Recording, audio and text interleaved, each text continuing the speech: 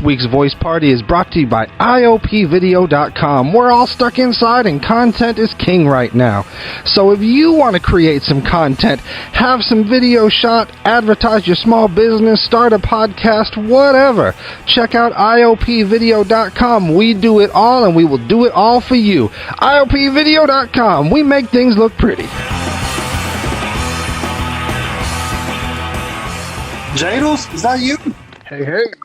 What's up, motherfuckers? Hey, how's it going? It's going okay. My phone's already down to 40% with me sending screenshots and trying to walk Gasper through how to open a link in our group chat. Oh, he's still not on? No, it's like, it's kind of like teaching the caveman how to make fire. Damn, you gotta burn down the whole forest just to show him. Yeah, evidently. What's even scarier is he may not have the proper sticks to do it. It's even harder. He's got that old ass teaching. He's doing research for an episode that he wants to do, and he's not working. He has all the time in the world, and he still doesn't have it all. It's been a week since the last time we tried this, and he hasn't even bothered to try to troubleshoot the issue, figure out what the problem is. I mean, I know he's so busy with everything. No, wait a minute. No, he's not. We're all stuck at home. He's got a daughter to tend to. There's that. That's a good excuse. Uh-huh. No, I'm kidding. Yeah. What are you guys up to? Oh, How's it been? Are you guys ready for another couple months of this shit? Sure, better not be another couple months. Although I was hearing that the Democrats trying to give everybody free money. Yeah. They're trying to pass a thing where essential workers can get like $20,000 that they can use towards student loans. And I'm like, well, shit, that would pay off my student loans. Let's go. What can I do? Give me the money. Yeah, I didn't know about that. Is that I mean, that's what they're trying to do. The Dems are just trying to give people free money. I think they're just trying to win the election. Where is this money coming from? And the Dems are like, don't worry about it. Just it's coming from our taxes, so it's. I'm not taxed enough. My big thing is, like, my big irritant here is that, like, the when they were talking about what to do, and that it's majority run conservatives up there. The Dems are a minority in the as they should be in Congress. And my thing is like, conservatives loves to go on about the free market, right? Right. Free market and that's what they all business to do business and not taxing the businesses because they're the job creators. All government. But my whole thing is, when you author a bill that takes our tax dollars and gives them to major corporations to save their bacon during this time, that proves that everything you've ever said about the importance of the free market is BS. Because once you start aiding the corporation, the market's no longer free, because according to free market economics, and you know what I mean, you would let the businesses crash, and then you would let businesses rise from the ashes. Am I wrong? You know what I mean? Like, we've had clothing line designers come through on our podcast. It's like, why should Nike get bailed out? Let's left hand, right hand, barehanded, man. Like, time for them to rise up. So you also got to realize companies like Nike and Amazon and stuff, they employ like millions of people. So I understand that, but I'm saying, imagine how much opportunity there would be to start new businesses and to build legitimate like I said, they love to talk about the free market and how they'll just let the market be and no regulation, no government interference to conservatives. But let one of those businesses get in trouble, then the free market logic, the rules go out the window. If you're not going to stick to the rules of your philosophy, then I don't respect it. In all money fairness, should be going to common man so we can build our own businesses, so we can rise up. You know what I mean? Like, I want my tax dollars going to Nike. My paycheck goes to Nike sometimes. You know what I mean? Like, get some shoes. So that's my whole thing. Is like, let's get these, and you're gonna ignore the mom and pops, and they're gonna get, you know what I mean? It's like, it's ridiculous. It's ridiculous. I don't believe almost anything that fucking politicians say, man. So when it comes to like as far as being a letdown, like I mean, it's just business, it's politics as usual. Like Right. I feel like especially with those fucking you know, like the way the house is so divided and how power hungry they are. It almost like I don't know. I'm having a hard time believing anything they fucking, the reasons they're saying. I just feel a lot of times certain things, it's seen as help, but it doesn't have good intentions behind it. You know what I'm saying? Like when they bailed out all those businesses, when that big recession hit, when all that crashes, the houses, everyone's losing their houses, and they bailed out the fucking businesses instead of Wi-Fi. There's like no Wi-Fi right now. What happened? Are you guys still on? Yeah, I'm right here. Oh, okay. What happened? Someone lost their Wi-Fi? Hello? I'm still here. Oh, okay. Bill's still here. You're still here. So Yeah, I don't think Gasper's gonna join. Like I said, it's like trying to teach a caveman how to make fire. Yeah. What's up? Did He had a whole week to figure out what the problem was, and waited until right before we were about to start recording to start trying to troubleshoot stuff. So Yeah, I don't know. I messaged him because I thought he would be hopping on, but I don't know. if he's not going to put in the effort, if he's not going to make any attempt to sort his shit out, oh well. honestly, I don't think his phone works ananyway. I don't think it. Last phone, he got like an ancient phone. I think there's a crank on it, and I think it's still using dial-up. I don't think there's any amount of troubleshooting that'll save it. Yeah, his phone He probably said he still has broke handling. I broke it. Yeah, I don't know what's going on. Yeah, I don't know. It's it's not the. I don't know. If it wasn't the phone, never mind. No, if it was the phone, it'd be something else. Cracks me up because Like it took him being able to be like, wait, I don't have to leave the house. I can record from home before he finally came back to the show. I was like, this guy's making a huge comeback since we're going to be recording from home. Right. Well, once it started feeling like a job, he was like, oh, I gotta go somewhere and stay there for 8 hours. I can't do that. I'm gonna have to squeeze out, guys. Hey, quick question: Are you guys? I know you mentioned you finished Tiger King, Joaquin. Yeah. How did you like it, man? I mean, are we going to do the episode on Tiger King? I don't think we have to follow a format. We're just recording, Like we can just talk about whatever. Yeah. I mean, people are just. I know, but in the interest of beggars can't be choosers. Go for it. I know, but in the interest of being organized and never running out and being focused, like if we're not, we should probably try to knock out what we're definitely gonna knock out because Phil's phone's on 40%. That's okay. I plugged it into the wall. I like this spontaneity.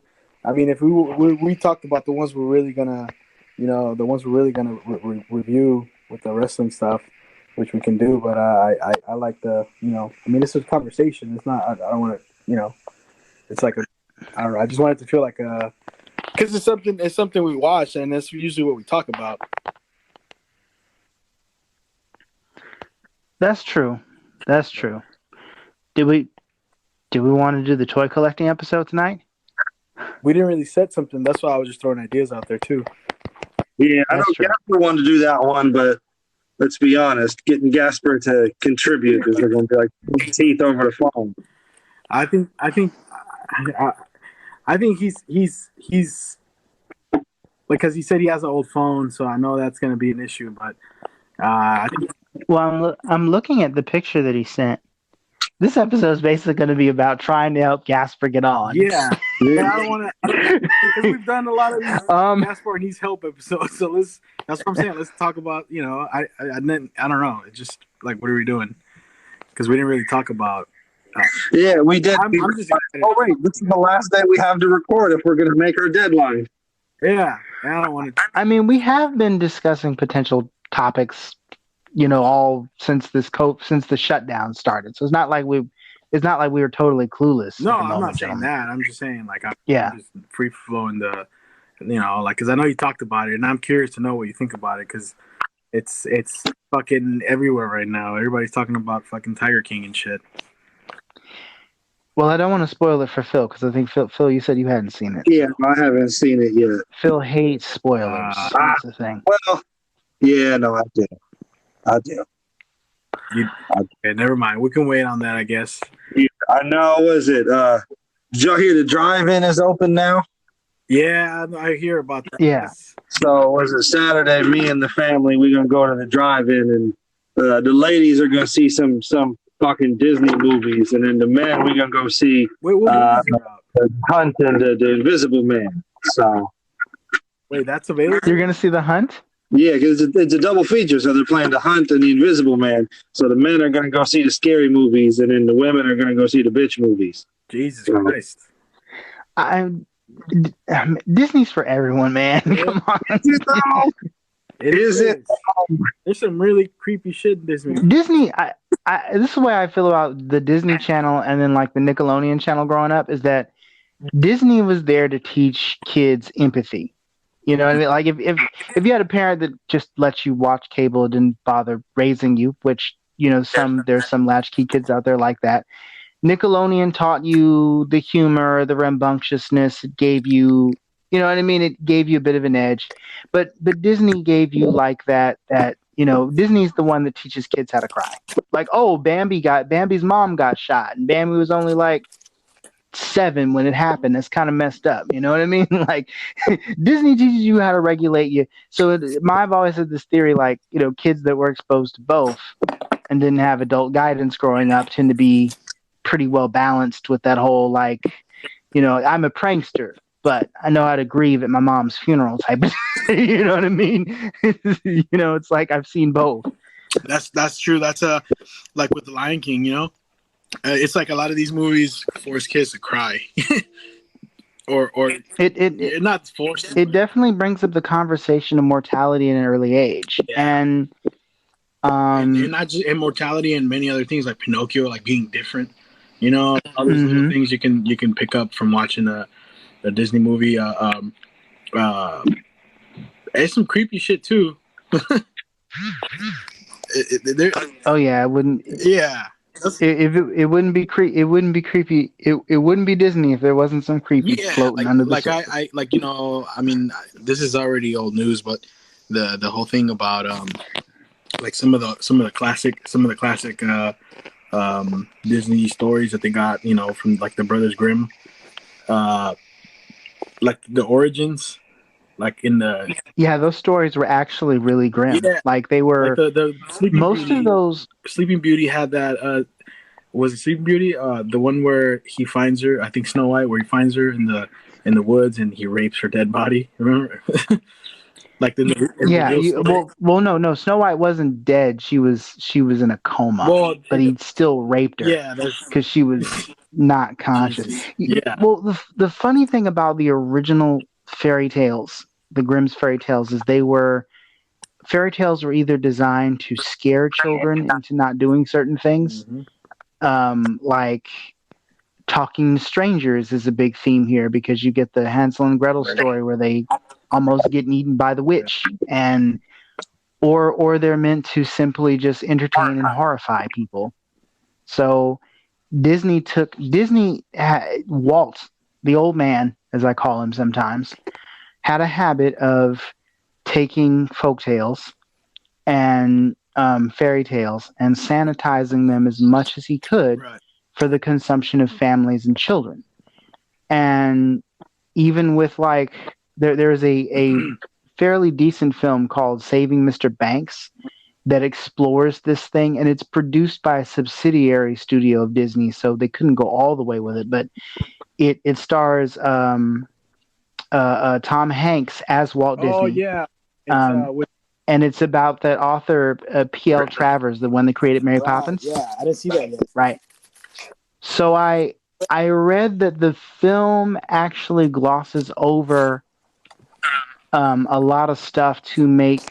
Basically, the film makes the argument without me giving, because this is it's a historical thing. It's not like they just made this, but basically, the film makes the argument that P.L. Travers was just this a grouchy old has-been writer that Disney had to court and beg to just let him take her dream and make it into a reality, and show her the magic of Disney with her original work, and look how wonderful this is. But the real life P.L. Travers Walt Disney situation wasn't so clean cut. And even the film, like, you can kind of tell that you're like, wait a minute, this person wouldn't react this way in real life.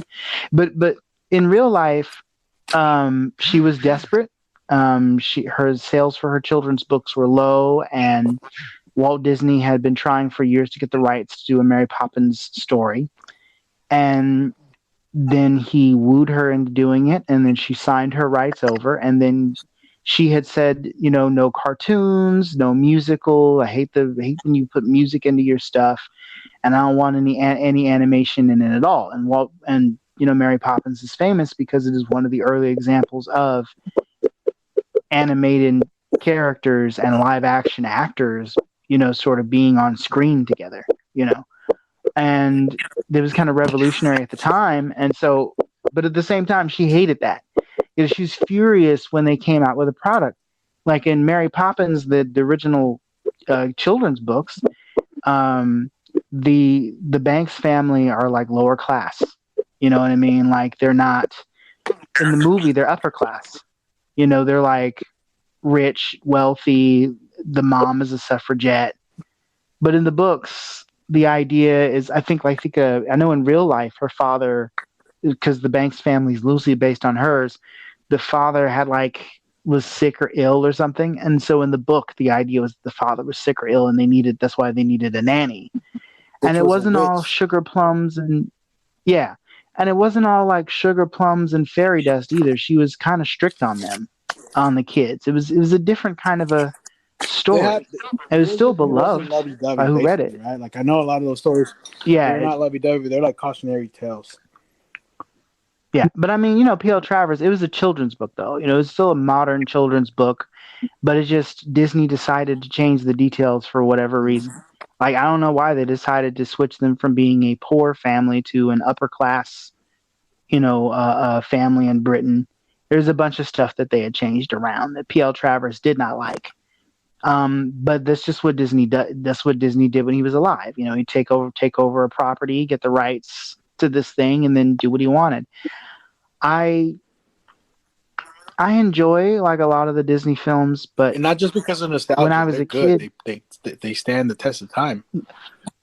Yeah, no, these are classics of animation. Yeah. Like Snow White was the first animated feature film to win an Oscar.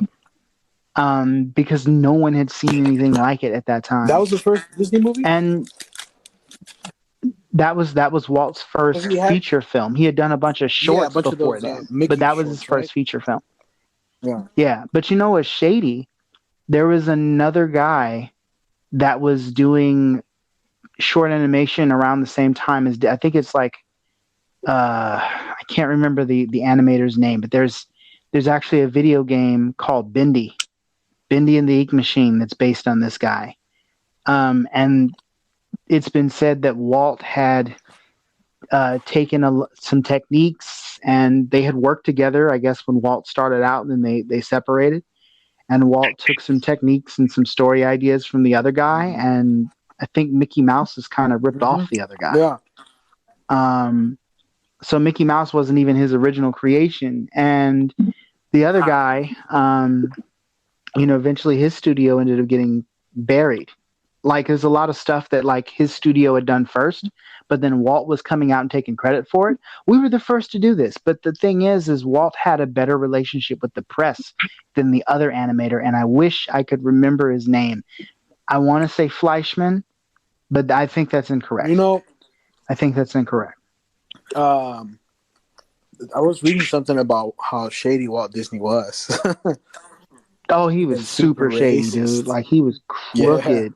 I don't want to change the subject too much, real quick, but I want to Of talk to course. you about something because I don't really follow news that much. I mean, I do, but I just kind of there's something going on that had caught my attention a lot.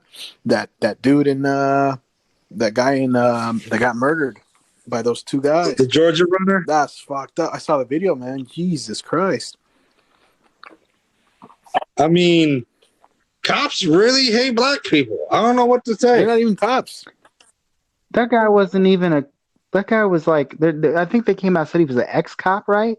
But like, he was retired It's fucked. or inactive, not on duty, not even employed. It's a straight up execution. Yeah. It's murder. It's And murder. the thing is, when you look at like all the white protesters yelling at cops and screaming in their faces and throwing stuff at them, and the cops are just like, "Oh, you silly white people, you so unthreatening white people."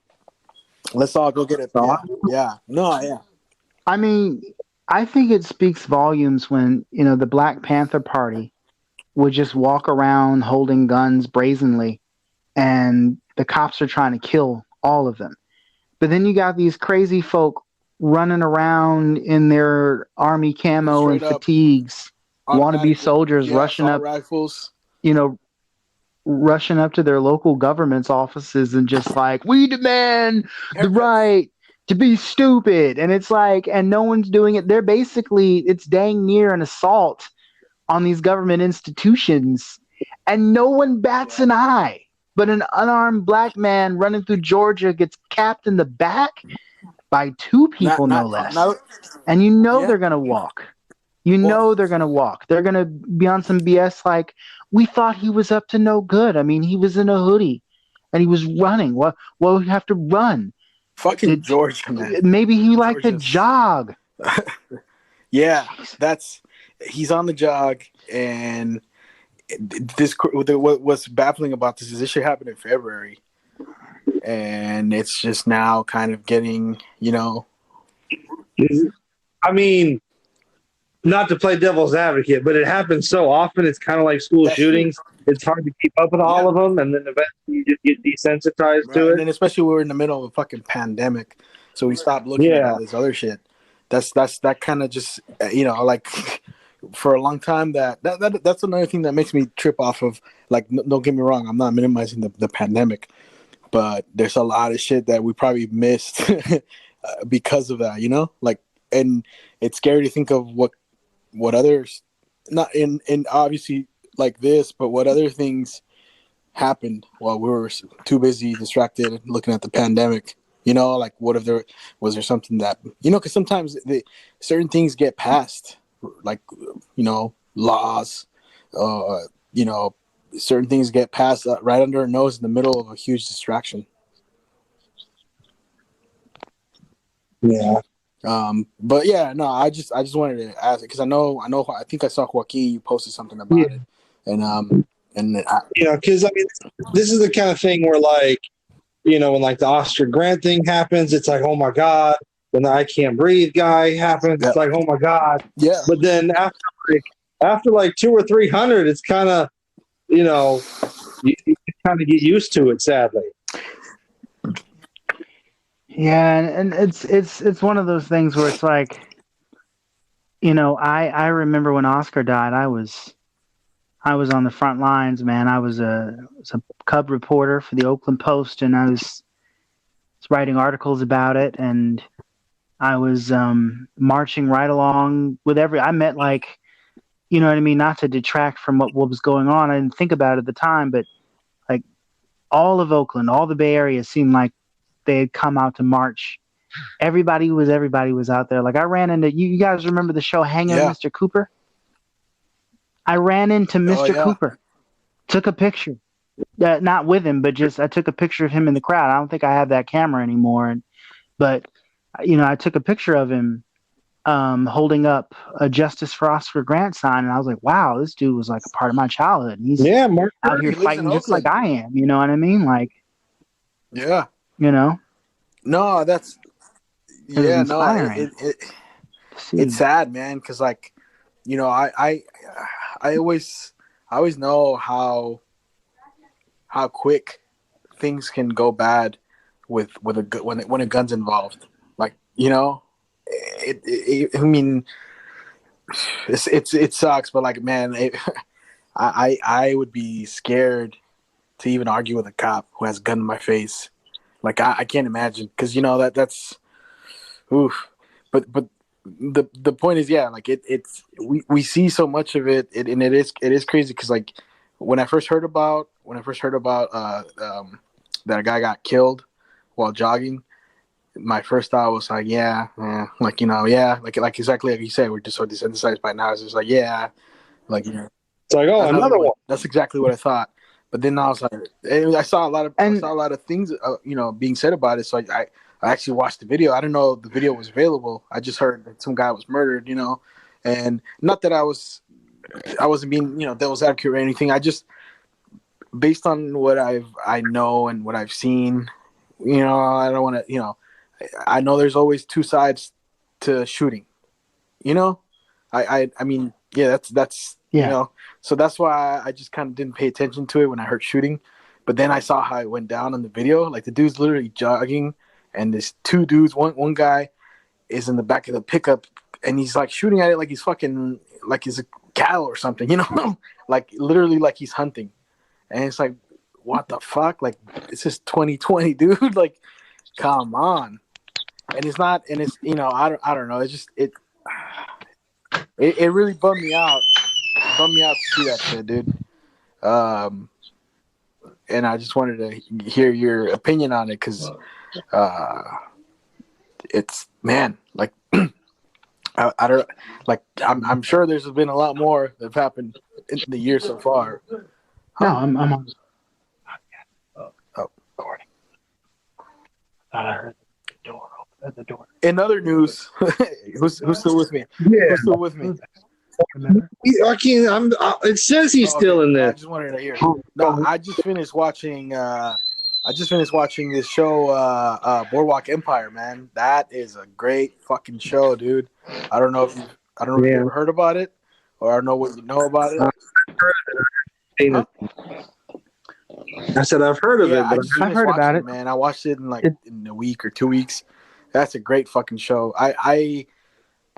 The reason I got into it was because I had just watched something on Lucky Luciano, the mobster, and I didn't know too much about it. I just thought it was like some bullshit prohibition show, whatever, just some whatever kind of show. And Steve Buscemi is fucking good, man. Like, that guy, all I know him for is Adam Sandler movies and fucking Reservoir Dogs, which he's great. But I just didn't know him for anything else other than that. Unfortunately, but that guy's a great fucking actor, man. And he looks like, the thing I like about it is he's so well cast. He looks like he's somebody from that era. Like, he looks like he's from the 1920s. I fucking highly recommend it if you guys like that Prohibition era. I know I talked about it last time, but I just finished watching it, and I saw it for season 1.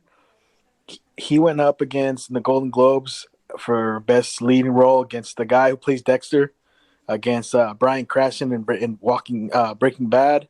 Damn, it was like the guy from House. I forgot what other, all good shows, like all shows that have stood the test of time, and he beat them all out. And that's one of the things that made me want to watch it. And he is fucking good, man. And I kind of discovered a lot of his stuff by watching that. And I know he has a movie out on Netflix right now, the Death of Joseph Stalin. And that's hilarious. I didn't finish. I started watching it real late, and I ended up falling asleep because I was super tired. But I didn't know it was a comedy. I'm glad you told me, because I thought it was like a serious drama. But if it's hilarious now, Oh no, no, no! I saw that No in way. theaters Okay. when it came All out. right. Yeah. It's No, yeah, that's something that definitely I'm gonna check out. We were talking about the Disney earlier. You know, one thing I regret when I went to Disneyland that I didn't do. They have this. Have you been to Disneyland? Yeah, I went to never. Disney. The last time I went to Disney, I've gone to Disneyland twice. Once when my mom divorced my dad, and then the second time was when me and my friend Carlos were celebrating our 10-year friendship Fuck. anniversary. We took a trip to Disneyland together. It was actually very sweet and That is romantic. cute. That's the cutest fucking thing I've ever heard. Yeah, but that was 2013, so that was the last time I had Okay. gone. Yeah. Okay. So I went 2-3 years ago for the first time ever, Uh-huh. and I kind of just breezed through the park. I regret it because I spent most. I think I rode the. I think I told you this already. I rode the Indiana Jones ride about 5 times. Hey, I was gonna say Indiana Jones and then that Cars ride are like the two best Is things the in the whole Cars park. ride in the California Adventure? Radiator Springs Racers, it Okay, so might be. I just went to Disneyland. Okay, see, because I know when we went, we got like the park Okay. hopper, so we went to those parks. Yeah, no. It was adorable because it was like right when Taco Bell had rolled out the Doritos Locos Yeah. Tacos. Okay. Yeah, I remember that. Like, like we got there like right when the park is about to open. There's a big crowd of people, and then they open the rope, and everybody runs in like it's fucking Black Friday at Best Buy or some shit. And we stayed all day until the park closed. And so we go to Taco Bell for dinner afterwards because it's fucking cheap. Disney food's expensive, and like there's hella chicks there eating Taco Bell, and you can tell they're Disney princesses because their hair is immaculate and their makeup is fantastic, but they're all just wearing like hoodies and sweatpants because they got to leave the dresses at the park. And so me and my buddy were just staring at them like, all right, which one do you think is Snow White? Which one do you think is Cinderella? This. And you know what's funny about that? I there's this radio show I listened to called This American Life, and they did a special on Disneyland and the history. They well, they just sort of it's part of a series they were doing called American Masters. And in the Disneyland episode, they sort of broke it up into sections. They did one where they talked about the animatronics and the rules behind, how they're assembled and the kind of image that Disney presents. And then later on, near the end of the program, they got to interview the people who are the actors who are playing the various characters. And it sounded a little cult-like because the actors and actresses that work in the park explained that when they talk about their work, they're required to, it's not referred to as, I played Mickey Mouse or I played Wait, Daisy wait. Duck.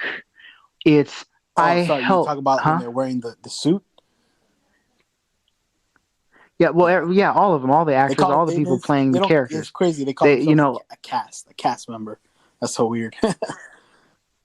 yeah, but well, here's the thing though. What I was going to say that sounded kind of cult-like is the person they interviewed said that when they talk about it, the official company line is you don't say Mm, I played Mickey Mouse. You don't say I played Daisy Duck. yeah, You don't say I played Snow White. You say I helped that's so Daisy weird. Duck. I helped Mickey Mouse. And I was like, that is a strange. So It's almost as if you're being brainwashed to believe these Yeah, characters it's are real this. somehow. I don't know if you guys have, I don't know if you guys have seen, but on YouTube years ago, they're still up, but years ago, there's a guy named Woozy, and he threw up a couple videos, confessions of a Disney employee, because he used to work at Yeah, Disneyland, and he was sharing like all these stories about what it was like working there. It's some good shit. You should check it out. I think I heard of that. Where he talked about. I think I don't know if this is the same guy you're talking about, but in one of them, they asked him. They wanted to pay him to stop talking about it. Is that I think because he put out the first one and it like went viral, and then he did a second one with more stories. And I think in the second one he mentioned how like he was starting to get some pushback. If I remember, it's been like yeah. 8 years. Now he's So now he I don't. disappeared. No one's heard of him because they are Mouse always yeah gets his they're the way. fucking mouse. it's one of the I like when I went, I kind of regretted not spending more time in the little museums where they have all this, Walt Disney, like about his childhood and how I forgot. I don't know if you remember. There's it's like a museum, and you walk in, and they're playing. No, In San Francisco, right? They have a bunch of stuff there. Yeah, and Oh. it's where they have the Abraham Lincoln statue, the animatronic. Yeah, Yeah. they have a bunch of Yeah, stuff about okay. how it started, and I one of the things I really enjoy about like the whole Disney folklore is like this. I know we talked about the one of our creepypastas, the creepypasta about Disneyland, about the abandoned Disneyland thing that didn't get made, and then there's another one about the mouse, this like really creepy old black and white Mickey Mouse thing where some guy watched it and he committed suicide because it's something it was created. I don't know if you guys have heard of that one. I don't think I have. It's interesting. It's just I mean, it's I don't. It's just it's a lot of cool stuff that comes out of the Disney because there's a lot of creepy undertones in the movies. One thing that's cool is just kind of like the history of everything. Like there's a YouTube channel I subscribe to called Defunct Land, where they just go over like abandoned attractions and all the different revisions that have happened to the rides. So they've done like the original Snow White ride at Disneyland, which was like scary as fuck, evidently, and like all this shit that's not around anymore. Like there used to be like an adult ride at Disneyland called Alien Encounter, something like that, where it's like an extraterrestrial thing, where like you go through like this whole thing, and there's a research lab, and they're experimenting with teleportation, and an alien shows up and attacks people, and that's when they were like trying to like have more rides geared for like older audiences, and apparently it was scary as fuck, and so it wasn't around for very long, and then they turned it into the Lilo and Stitch ride and ruined it. But so seeing stuff like that, seeing just like the history of rides and how they've changed over the years, especially at Disneyland, is like fascinating because there's sometimes remnants of like the older versions of stuff there. Like when me and my friend Carlos went there for our anniversary, we went on Pirates because you got to go on Pirates. And I'll be honest, I was a little disappointed because they've rethemed it to match the movies with Johnny Depp, and so it's not like the classic Pirates. It's like this watered down, politically correct version. Like there's no more wenches, there's no more prostitutes, they're not selling women anymore, and it's like, well, why even bother? I don't know that. Yeah, so like in the older Pirates of the Caribbean, like there was wenches and there was whores, and like but they didn't call them whores. You know what they were? They called them wenches. It was implied that they were whores. Yeah. Like the adults knew what they were talking about, like, but the kiddos didn't. Right, but they were like auctioning off women and stuff like that. Because there was a storyline where they had kidnapped the governor's daughter in the ride, right? Yeah. And that was the deal. I believe. I'm looking. And they were selling the woman that they caught. It's they're all tied up in ropes, and it says auction, take a wench for a bride. Yep. Oh shit. Yeah. And now it's just kind of like PC and sanitized, which is, and it's true, not as enjoyable. The pirates were fucking not cute and fucking No, I mean, I get it's a movie. Yeah, because now the whole storyline is, Captain Jack is on the run and the town is like helping him hide out, and it's I enjoyed that ride, and you know what was interesting is I didn't know about. There's a lot of things I didn't know about Disneyland until after I went to Disneyland, and one of them was that the skull on the Pirates of the Caribbean is supposedly from a real human skull. That's one of those things. Yeah, it's a real skull.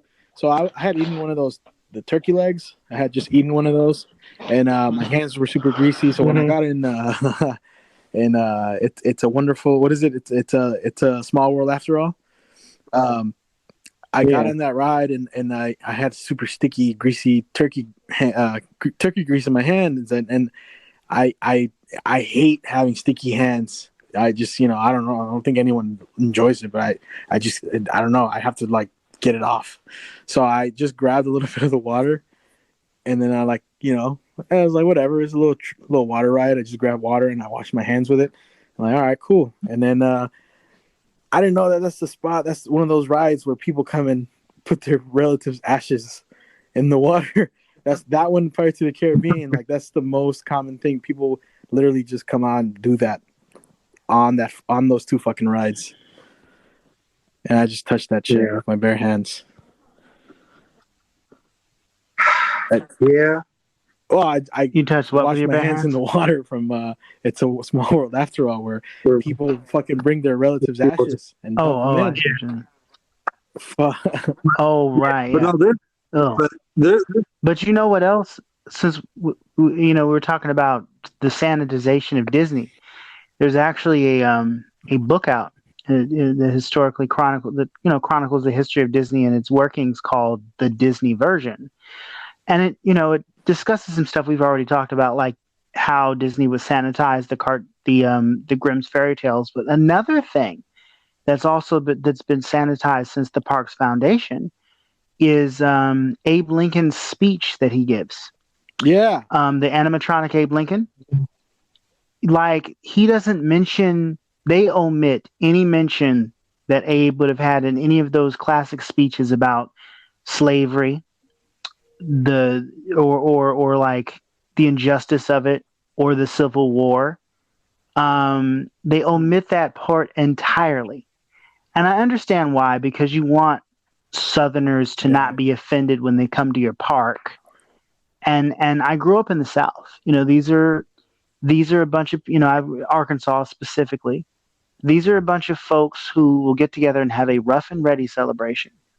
And they'll teach you how to, we're going to show you how we used to basket weave back in the 1890s, and we're going to show you how to make candles. But we're also going to reenact scenes from the Civil War so that, our moms and dads can get in their gray uniforms and go out there and pretend that they actually beat the Union. You know what I mean? They still live in this false sort of weird Confederate Southern pride that they just can't let go of. And I totally get why they would want to omit that from the robot of Abe Lincoln's speeches, because it's like, well, you'd lose a huge chunk of the nation's money by being political. It's almost like how in the MCU, apparently racism doesn't exist, because in World War II, the army is super diverse randomly. And everyone's super nice to black people back in the days. Captain America, no issues with Falcon being on the team, as opposed to his equal Avengers like that, man. When it's just too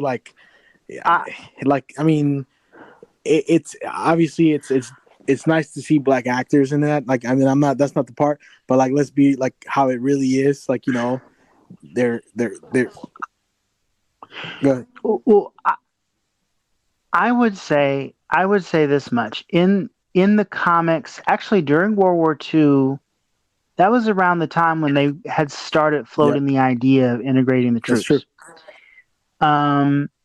I will also mention that in the comics, the original comics, that the Howling Commandos, which is the official name given to Captain America's team in the movie, originally it was run by Nick Fury, because Nick Fury in the comics has a formula that keeps him immortal. Yeah. Which is why he had a squad. White, so.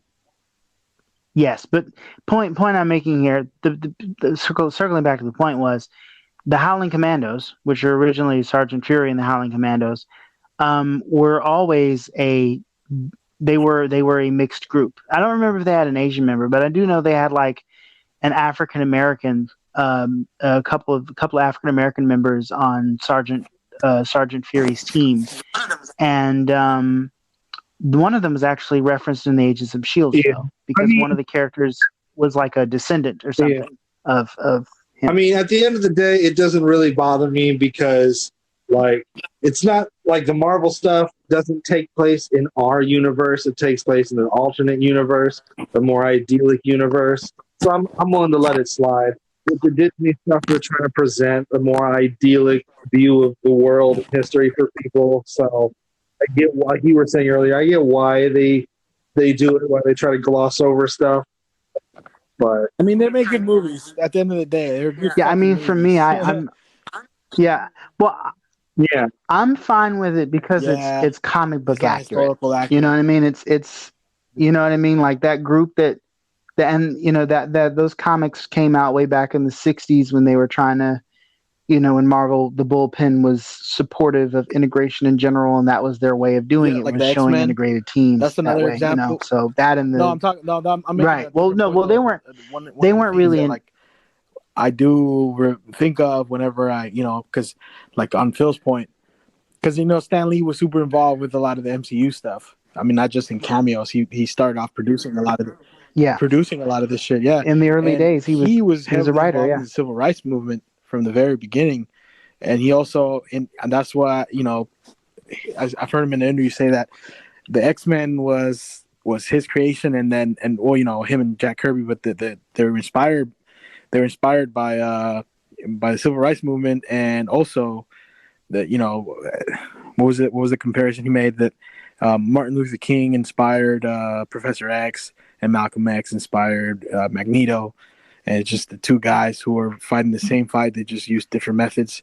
So I don't know. I know he was super involved with that. So I know with him having, some say in the movies, I'm sure affected that part, because I know there's some old Captain America comic books where he says some racist shit. yeah. I mean, even don't- like the serials. Like I remember, like the Batman serials from like the 1940s. Like in the first one, like the villain isn't even like the Joker or the Riddler. Yeah. It's a Japanese guy, like just a Japanese guy. Right, because it was World And War like, II, and like, it was very easy to make them as a villain. and like during the serial, like the announcer, like the voiceover announcer, even refers to them. Oh, the Yeah. slanty-eyed Japs. It's just blatantly racist. And you know what's funny is we were living it was a different world for the United States back then, because at the time, you only had a few Japanese folks on the West Coast, maybe some in New York, you know what I mean? But Asians weren't really, the population was different in those days, and people's perception of America was white and black, literally. You're either white or you're black, and all these other folks are just what they are.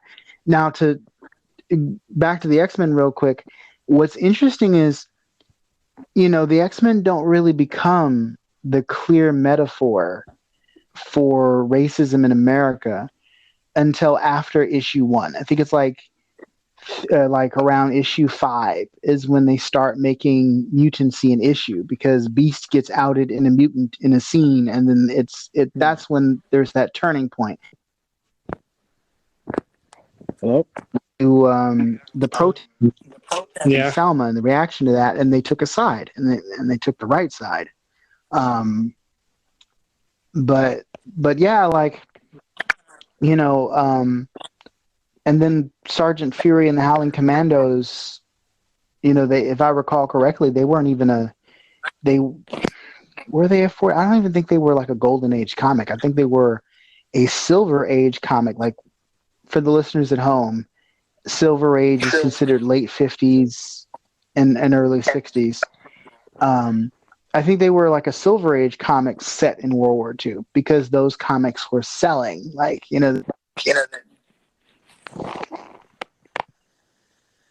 I just lost him again.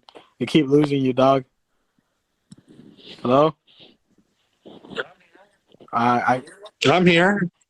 You hear? Joaquin, Hey, you here? Joaquin, you just The superhero disappeared team? You just disappeared for a while, dude.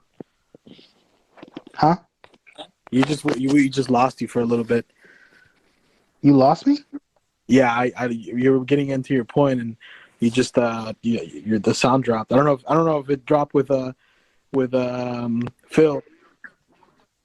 Yeah, you were cutting in and out for a little bit there. Oh, that's weird. No, I was just saying like something about the Howling Commandos and how they were. I believe they were a Silver Age book, meaning they were published in the.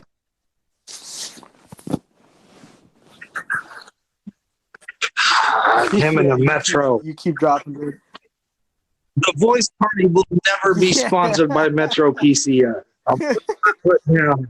We will never be sponsored by Metro PCS. Oh man, this is a great opportunity. Hey Phil, this is a great opportunity for you to say what service you have, and this is gonna be great advertisement for them. Well, I'm on T-Mobile. I don't know what you're on. No, we're not. Are we? No. Oh shit! Isn't T-Mobile owned by or Metro PCS owned by T-Mobile? So T-Mobile bought Metro PCS, but Metro PCS is like the Mr. Pibb of their Dr. Pepper. Like it's still shit. Like they didn't bother to upgrade anything. You want to join forces? Yeah. Okay. So I'm gonna go back to sleep now. Yeah. Okay. Yeah. Yeah, we will never be sponsored by Metro PCS. Boost Mobile is the lowest we will go. Nothing lower than Boost Mobile. You know what? One of my friends has Boost Mobile, and his phone calls with me are always reliable. I mean, you know what? I'm connected to Wi-Fi. Hey, well, 14's back. I have returned. Is he? Because I don't hear him. Is he? I have returned. Okay.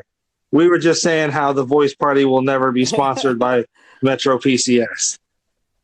The lowest we'll go is Boost Mobile. I want to say this. Hello. Just because we dropped the call on something earlier. I had a friend visit from Reno. She just came to visit while she was, she's originally from here, from Richmond. And one of the things we do when she comes over to hang out is we visit all our spots, all the spots that we went to high school. When we were in high school, we would go visit. And, obviously we can't go to our favorite bar. We can't go to Mallard's right now. We can't do anything like that. We can only get like takeout and watch movies at home. But one of the things that we always do is we go for a walk either in Point Pinole or Point Richmond.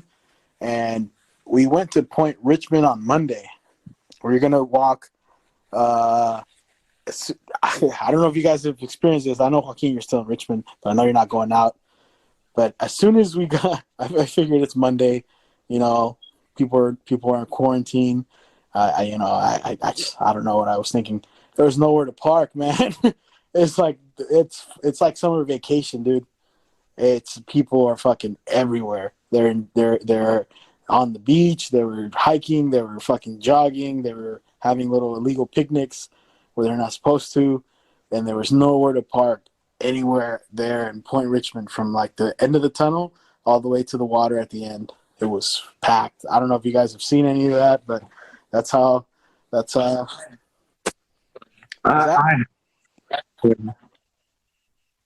have. I mean, that's the thing. People can only stay cooped up for so long. And I'm gonna say this: Americans were very entitled. We won't let anybody tell us what to do. I've seen a lot of people where it's just like, well, the government can't tell me I can't go outside. My body, my choice. I miss those people. No. I miss them.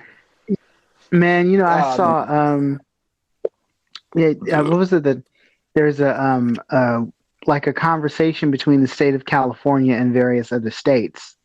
And I thought it was Uh-oh. Oh God! This is like watching sitcom. Here we go again. It's like, and then they drop off. Shelter, and then you get to like Georgia, and Georgia said, "Wait! We lost you for a big part of that, homie. You completely cut out. You cut out big time. How long was I gone? One of these days, you said something about the California and other states, and then you just dropped. Yeah. Yeah.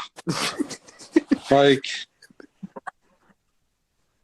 one of these days, we're going to upgrade you, Joaquin. We're going to get you out of the public education system. You're going to make some real money, and then you'll be able to afford all the fancy things in life, like a cell phone that doesn't drop. I think it's because you say you don't have Wi-Fi. Because I'm connected to Wi-Fi. That's the only. I have shitty service where I live too.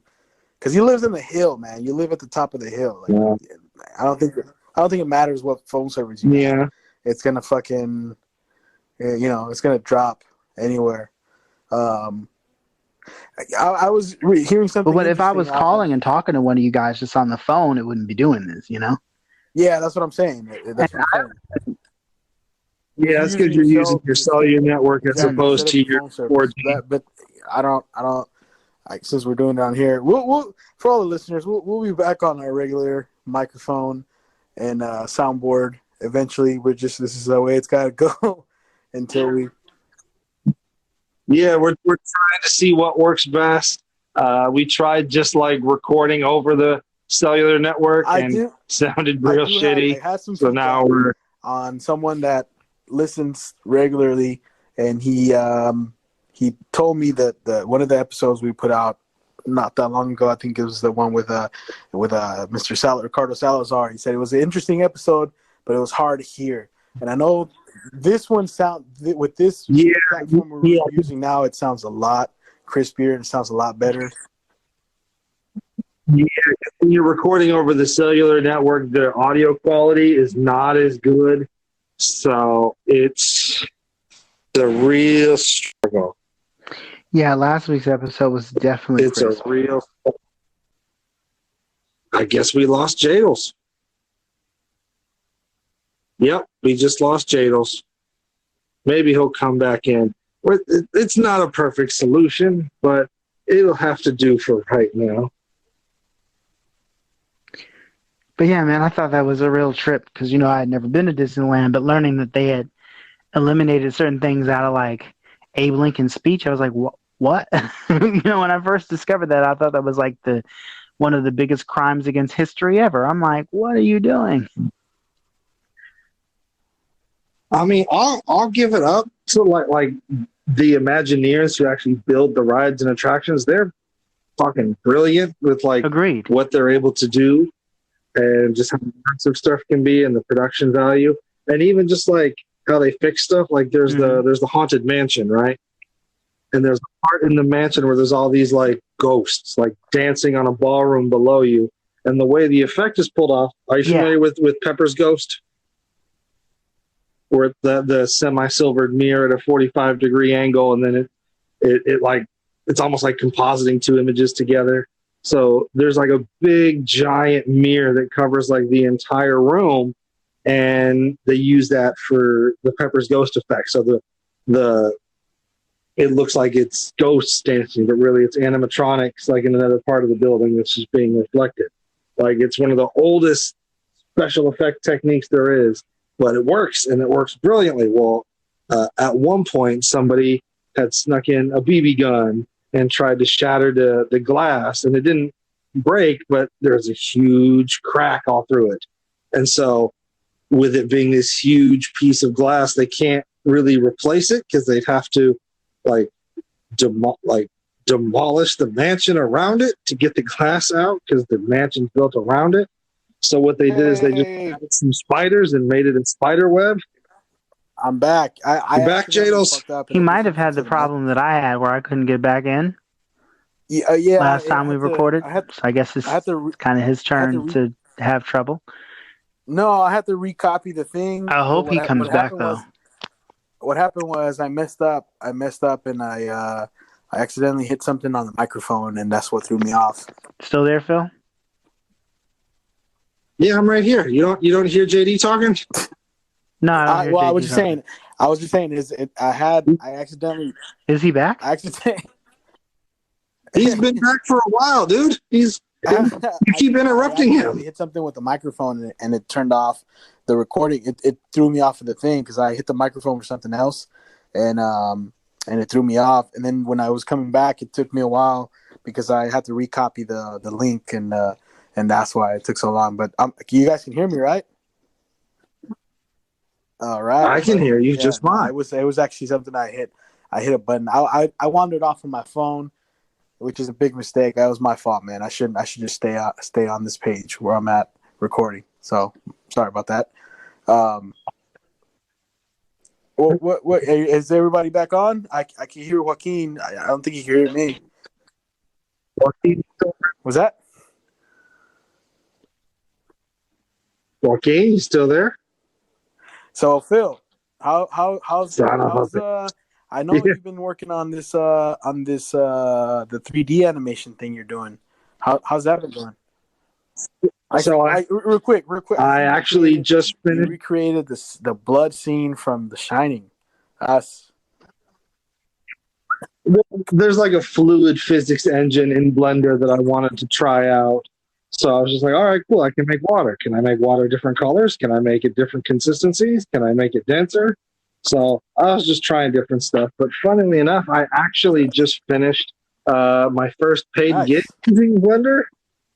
My lucha guy who runs Pro Wrestling Revolution, he's doing like a bunch of like COVID masks that look like luchador masks. Luchador masks usually have an open mouth. He did.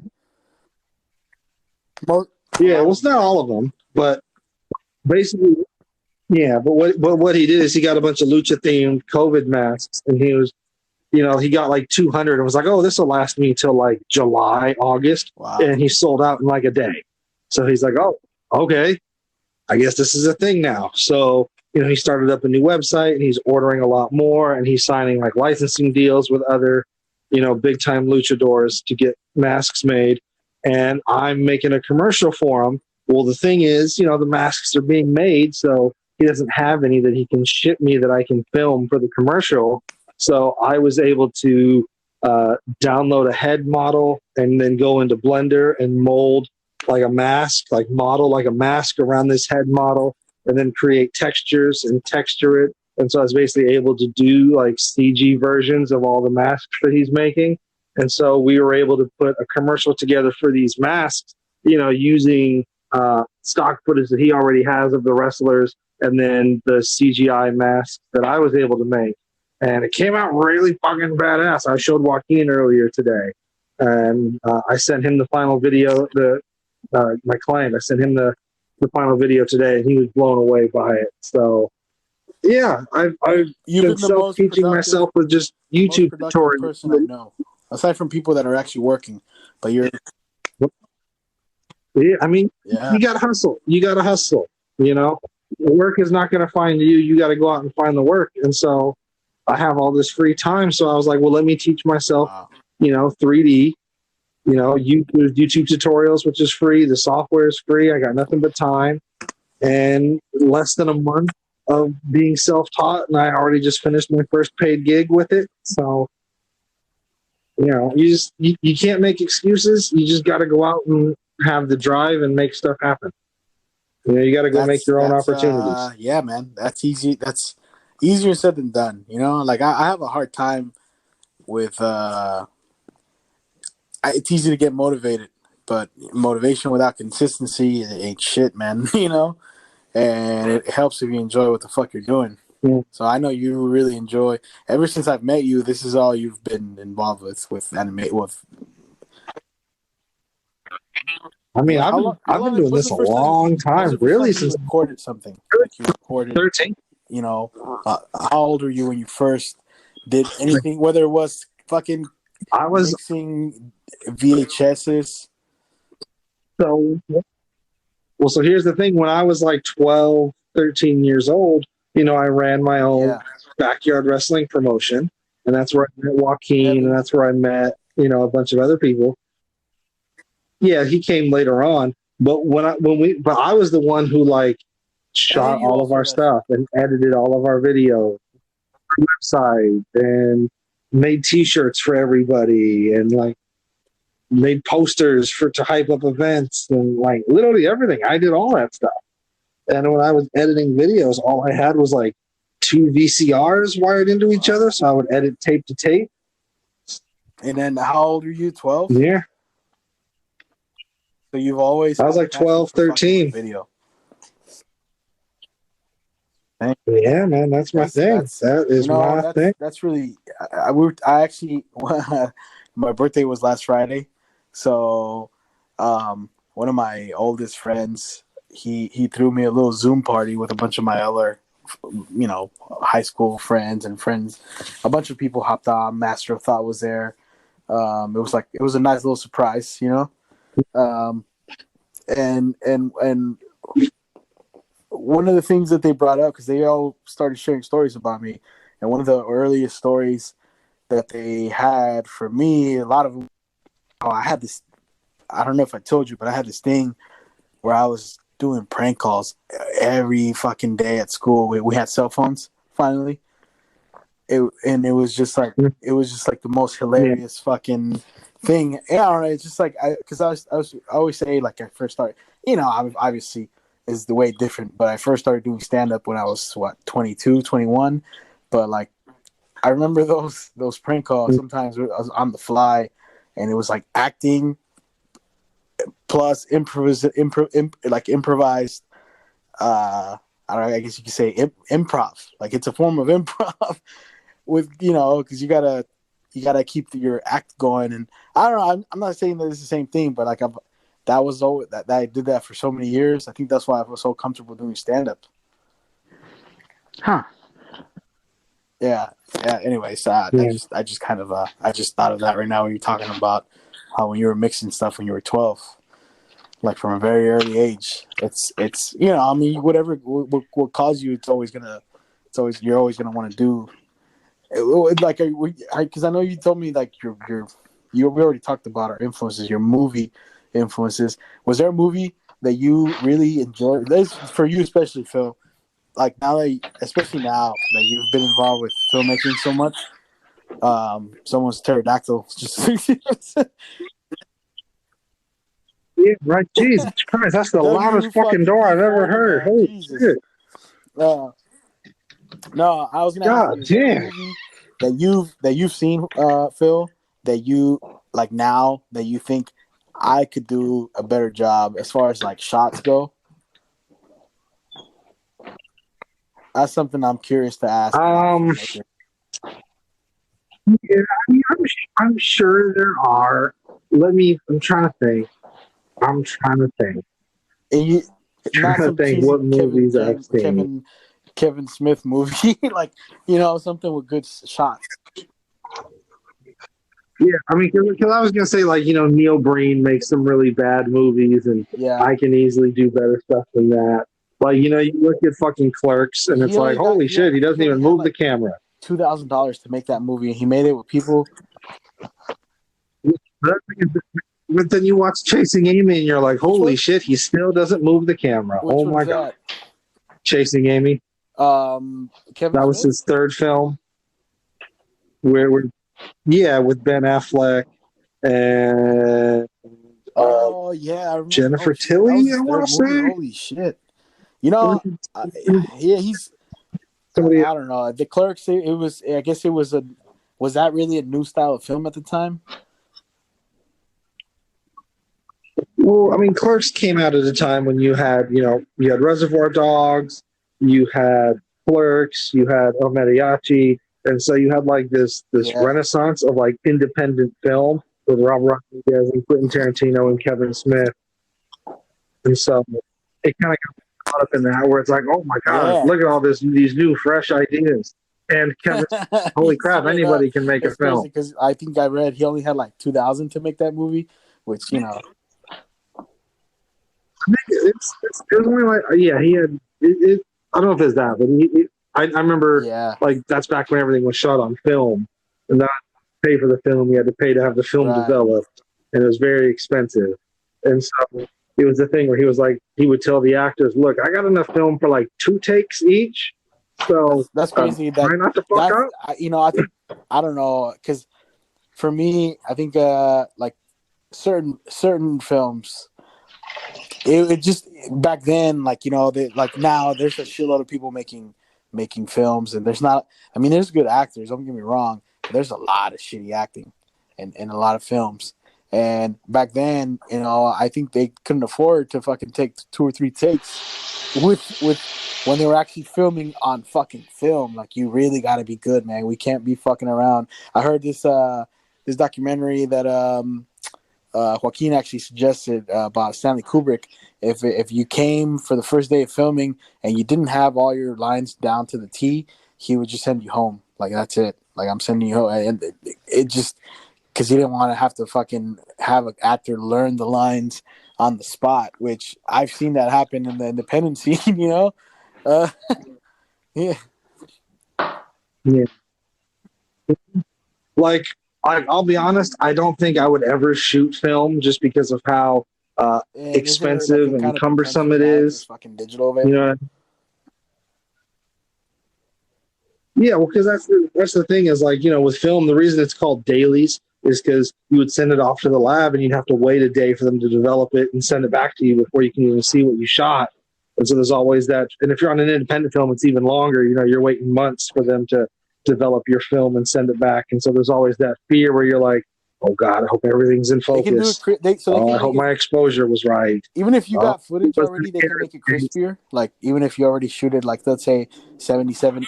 Like, if you shoot it on 70 So 77 or 70 milligram.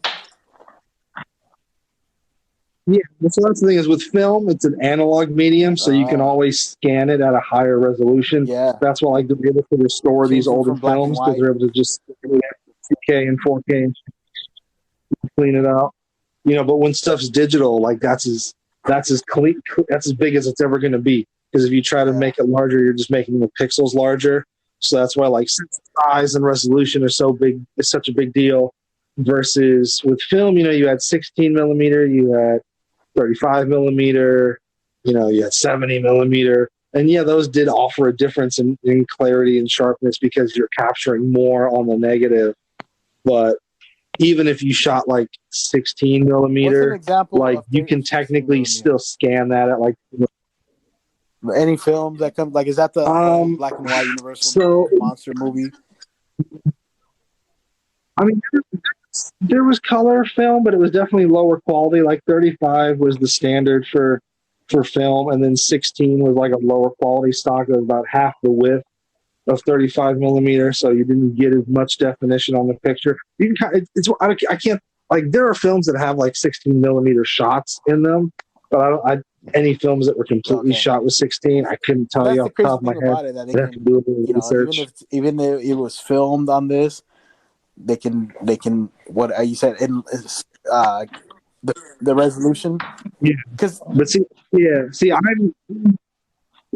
like, you've worked with me before. Like, I try and be as efficient as possible when I'm filming because I realize time is money, and I'd rather take the money I have and put it on the screen rather than spend it on film stock and developing film, and then you get stuff back and something's out of focus, or there's a hair in the gate, or there's something in the background you didn't catch. It's like, I would rather shoot digital, be able to see what I'm shooting right away and reshoot if I need to, and get started editing right away, and then take it and put it on the screen and get as much production value as possible. So I don't think I would shoot film. It's just too much of a hassle. It's way too just by shooting in digital.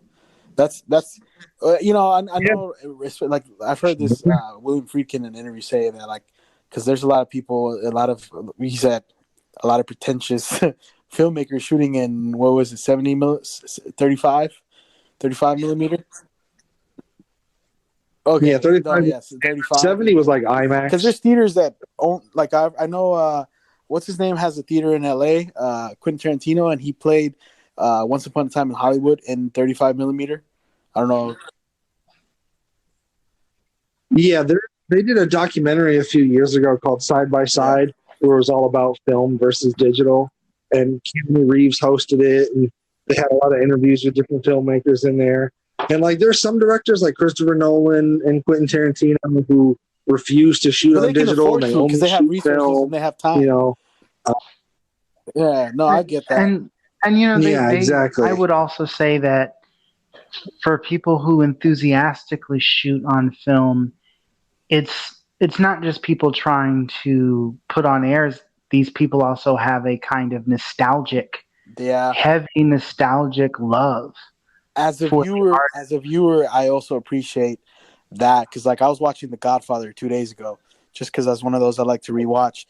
I don't know if you guys know if they have even altered that in any way, but the way it is, which I believe is 35, if I'm not mistaken. I don't know. I wouldn't even want to see that restored.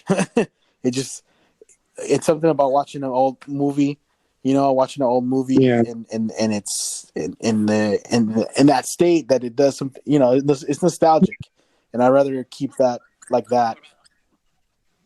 Yeah, I feel that. I know, what was it? I think it was like 10, 15 years ago.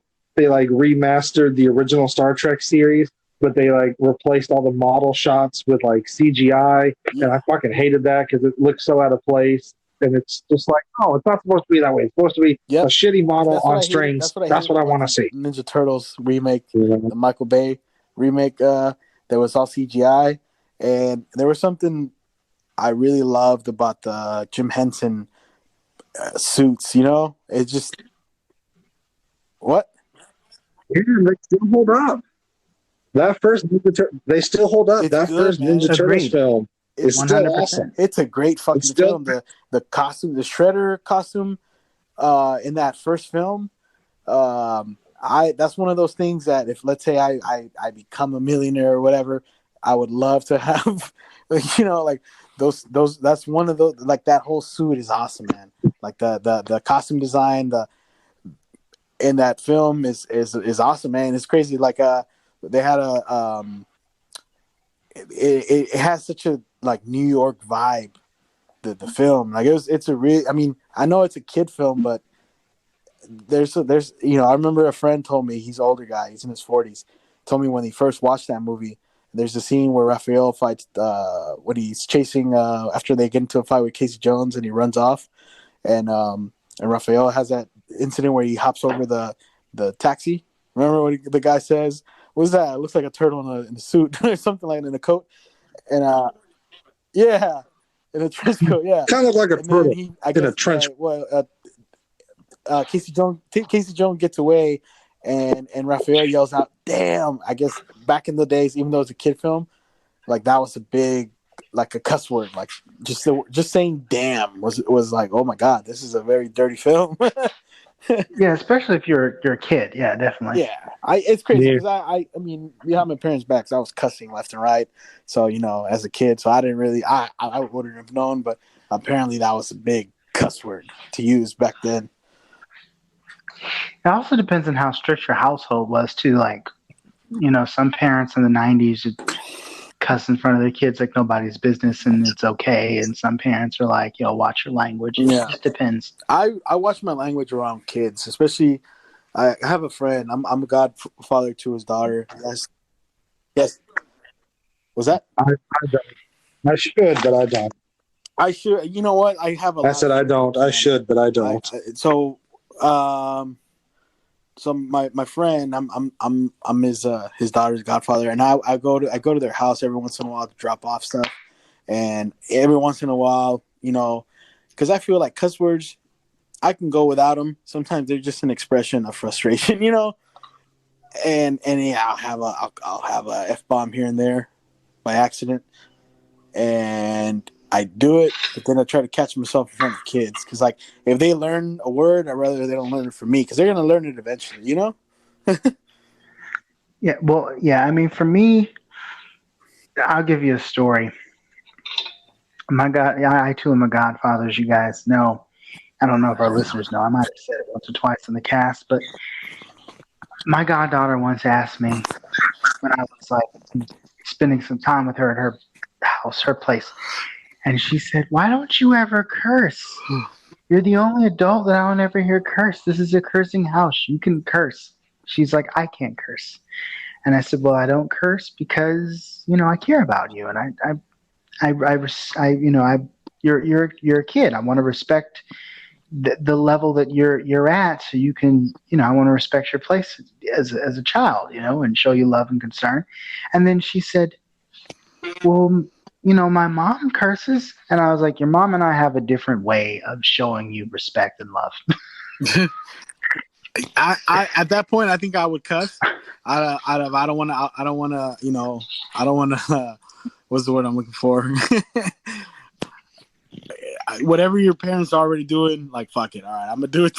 You know, No, I feel you, but I feel like I need to that's good be though. a good example. And for me, it's the strangest thing. Like you put me in front of a group of kids, and I can't do it. I can't. It's not because I'm forcing myself not to. It's just something naturally, internally inside me goes, there's no reason for you to drop this F bomb right now. Don't even. It's like it doesn't even cross my mind to curse. Right. You know, like, and I know people that use curse words as like commas and periods. Like And I get fucking, that way. yeah. You know, and I'll be like, even the way I grew up. I grew up like down south, and traditionally you would curse if it meant something, like you were really really mad, and oh, we just used the F bomb. It's serious now. And then when I moved up here, it's like everybody and their mom is dropping. Except for like my family, obviously, but it's just like I wasn't used to hearing my peers curse amongst themselves in front of teachers. That was a new one because when I was in 7th grade in Arkansas, there was cursing, but they wouldn't do it in front of adults. And then it's like out here, it's like everyone's cursing in front of the adults. I'm like, what is wrong with y'all? I don't know, respect. It's a respect thing. It's one of those things you do among your peers, but you don't do it in front of older people and younger people. It's a thing. It's a standard. I don't know. Maybe I'm just too old fashioned in some ways. It's just I try not to cuss in front of old. I mean, you know what? I try not to cuss in front of anyone. I try my best. Especially like as growing up, we couldn't call someone like. I remember my parents. They didn't speak too much English. This is actually pretty funny, but my parents, they didn't speak English growing up, so they didn't know too many cuss words in English. They didn't catch on to the cuss words till way later. And I remember they knew the word stupid, and it sounds in English, in Spanish, the word stupid sounds pretty bad.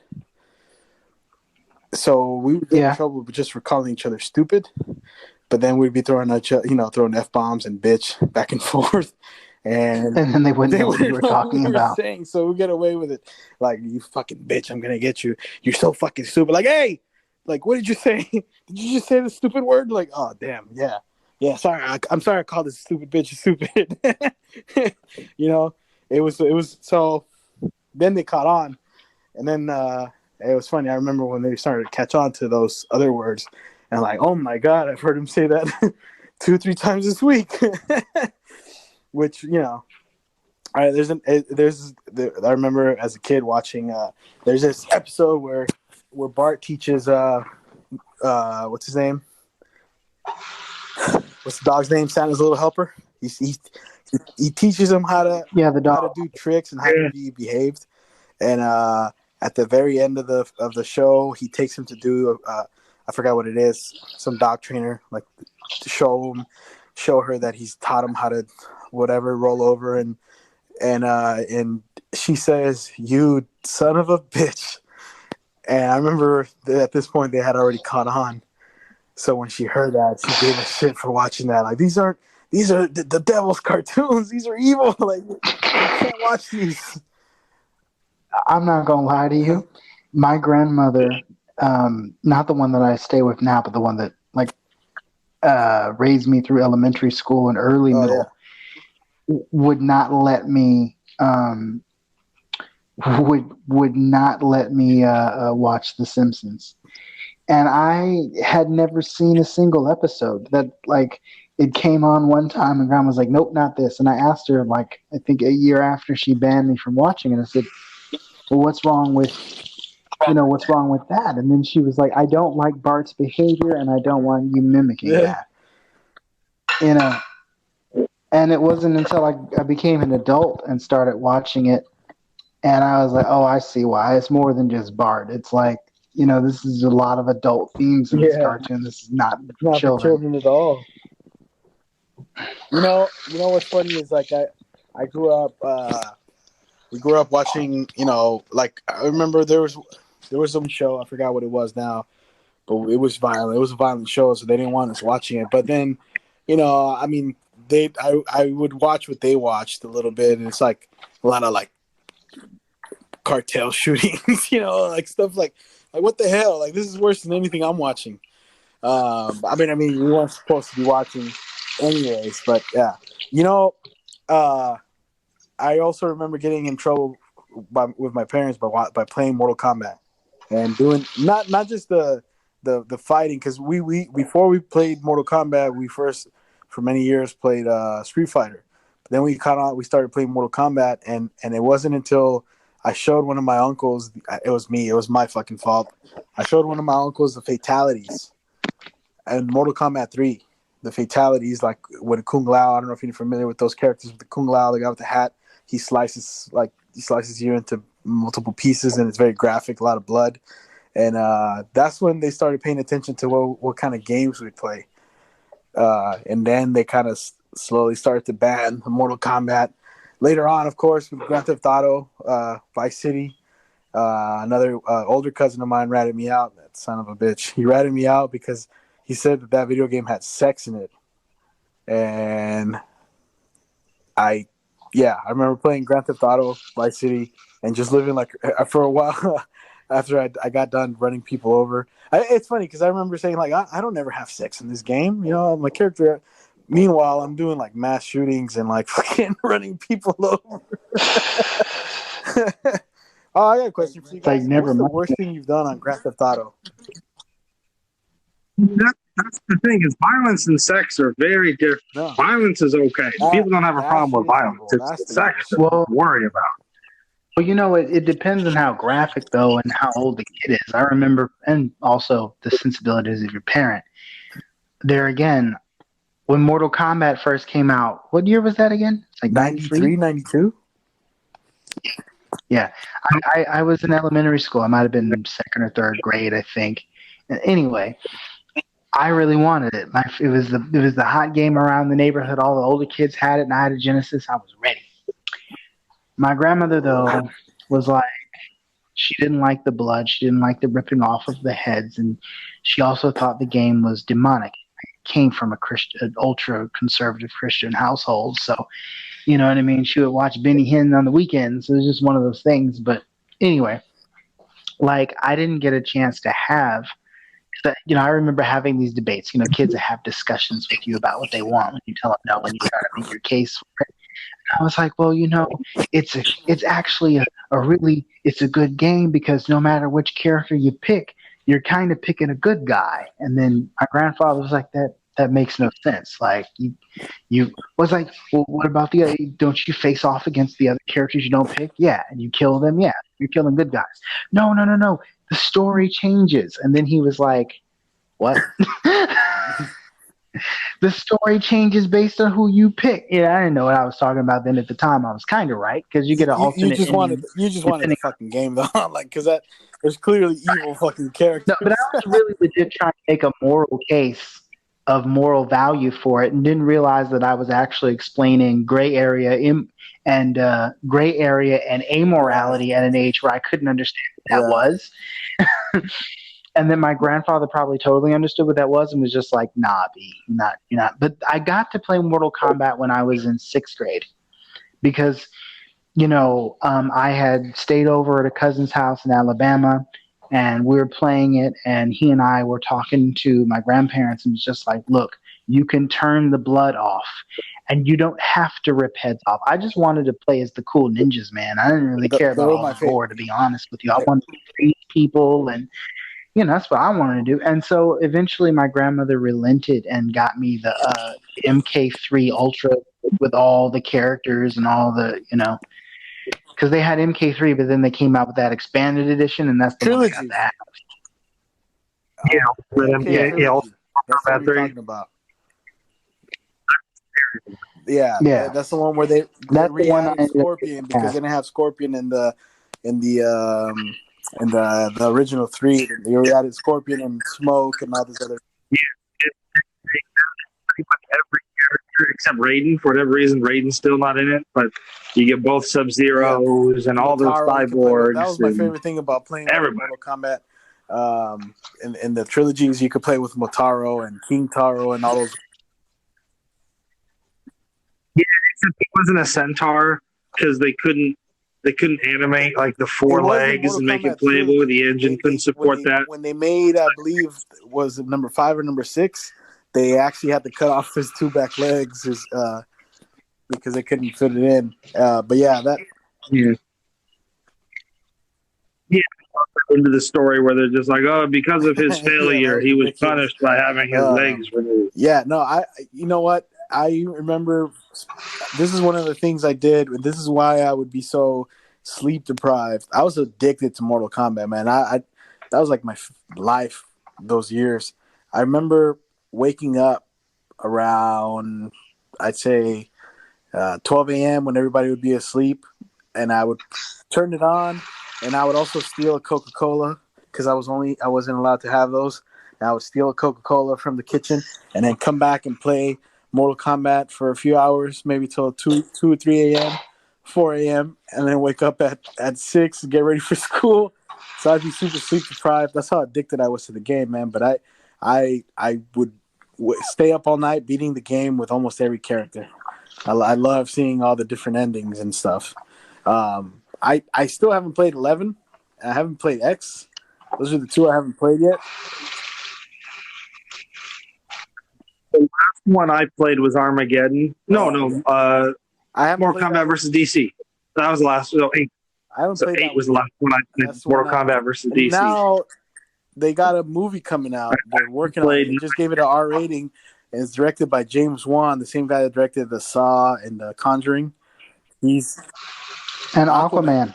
So now he's directing the Mortal Kombat movie. I think if I'm not mistaken, I think they're done. And it got an R rating, which would not make sense to have it not an R rating for a fucking film that became famous because of how violent it was.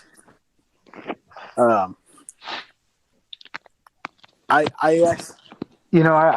wanted to say this with the ninjas were my favorite thing also, and I'm gonna send it on the group chat later.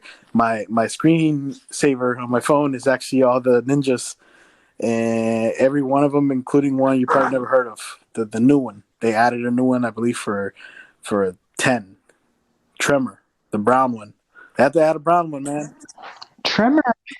I think Tremor is actually from. He's been around for a long time, actually. Now that I think of it, he just wasn't playable. Yeah, he was in the Jax spinoff that they did. You remember Jax? He was Sonya Blade's partner in that semi FBI organization they were in. Forces? Yeah. They had a Special Forces video game, and Tremor, I think, was one of the bad guys. That. He's part of that whole what's his name crew. He's one of the. It's funny because they're all part of like crews. I think he's part of like the Kano's crew, one of Kano's crew crew members. The Black Dragon. That's their biggest whatever. Mm-hmm. The Special Forces enemy. Yeah, I remember that now. But he wasn't playable in any of the actual Mortal Kombat games, and I think they hinted at him early on because they wanted to put them all in. But I guess it was just because I remember in the first Mortal Kombat, you could play as Reptile, but I remember all the cheat codes, man. I used to have all the cheat codes memorized. Yeah, the first one you could fight Reptile. You had to get a double flawless victory and win with a fatality on the pit stage when there's clouds in front of the moon. Yeah, and then you can unlock. Yeah, then you can fight Reptile. Oh man, it's bringing back a lot of memories, dude. Man, video games used to be so cool back in the day. You had all the secrets and stuff, and now you just buy everything for downloaded content. And I find myself screaming at the screen, going, "I should have the game I paid for, you greedy buggers." Oh man, what was I going to ask you? I was going to ask you something about. Did you guys ever play any of the other spin-off games? I know I played Shaolin Monks. That was actually pretty fun. I think Yeah, no, I it never was played terrible, any but of I the enjoyed it spin-offs. because I they know the added a bunch of Sub-Zero cool one was characters. terrible. The Special Forces one was terrible. You know what I I heard enjoyed? Shaolin Monks was What I did good, enjoy but I about never played it because I was like, what I did enjoy about the Sub-Zero is that fighting we game. got What? Fusion out of it, which is a cool ass character, another one of those gods, and there was more in that game. What I like, what I liked is how in like Deception and Armageddon, like they added Yep. like a story mode where it's like an RPG where you level up your character Chujenko and I forget the one from Armageddon, Yeah, that guy was but his and then you brother. actually interact with the other characters and like an actual like that was actually really fun and really cool and a nice change of pace. Yeah, So that way it's yeah, I not agree. just fighting all the time. Um, Taven was the guy's name, right? Taven. Yeah, I remember that. That was cool because it was Yeah, gave that's the what game a different like speaking of that, this is what I enjoy that because the main characters that we all know, they were just part of that story, and it wasn't it was based on this character we don't know about, but the characters we've known for years in the game are part of the story somehow. It's funny because it reminds me, bringing it back to something I talked about earlier. It reminds me of what's called Boardwalk Empire, because like Boardwalk Empire has a lot of, it's based on a lot like Al Capone, Meyer Lansky. What the hell was that? I'm sorry, guys. I'm washing dishes, Okay. drying, and putting No, stuff away.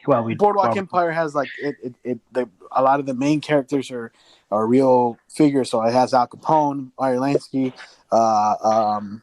what's his name, Lucky Luciano, and the main character. I mean, he's also based on a real character, but he's not well known, and it's just like we already know about this guy, you know. And it gave me an idea. I don't know if you guys.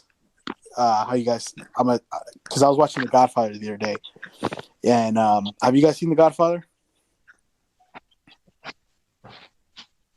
What about you? Yes. Okay. So It's on my bucket list, but I have not seen it, unfortunately. And if we ever make it happen, we can always turn back to this podcast, and like, you know, this is where the idea I find the first time I ever shared it with anyone.